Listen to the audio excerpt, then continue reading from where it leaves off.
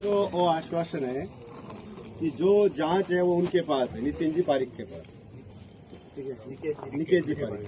तो अब ये जांच करेंगे, उसमें जो सुबह जो एफआईआर हुई दोपहर में, उसमें ये था कि भाई उसने पाइप का प्रयास किया, ठीक है। शाम को रात को दर्ज हुई वो अलग हुई है, जो भी है, लेकिन जो सुबह वाली है उसमें ये सामने दिख रहा है कि एक व्यक्ति ने बचाने का प्रयास उसको किया था, ठीक है।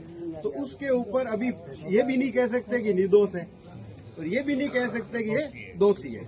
तो कोई भी व्यक्ति निर्दोष हो वो फंसना भी नहीं चाहिए। देखो ये संगीन बहुत बड़ी धारा है, ठीक है ना, किसी को मारना छोटी धारा नहीं है।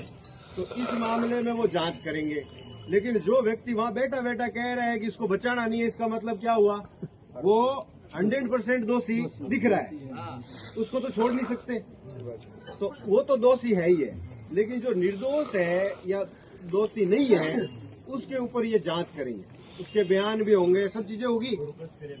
दूसरी जो चीज है कि वो ये कह रहे हैं कि ये काम मैं कर दूंगा। सुनो अब मैं आपको विषय टोक रहा हूँ। हाँ, एक मिनट आपकी बात सब सुनो। एक मिनट। दूसरा जो सब्जेक्ट है वो है कि उनको जो ये एग्रीमेंट हो रखा है वो निरस्त कराना, जो जमीन का वो निरस्त हम करवा देंगे, ये आश्वासन है। 24 घंटे में गिरफ्तारी करके पेश कर देंगे, कोर्ट में पेश करेंगे, ठीक है। उसको पेश तो करना ही पड़ेगा, गिरफ्तारी करने के बाद में तो कानून बना हुआ है कि 24 घंटे में उसको कोर्ट में पेश करना पड़ेगा। अब कुछ एविडेंस होंगे तो भी तो पेश करेंगे, नहीं तो हर किसी को ले जाके थोड़ी डाल देंगे। तो कुछ एविडेंस इकट्ठा करेंगे, जो उसके साथ में है उसके भी बयान लेंगे।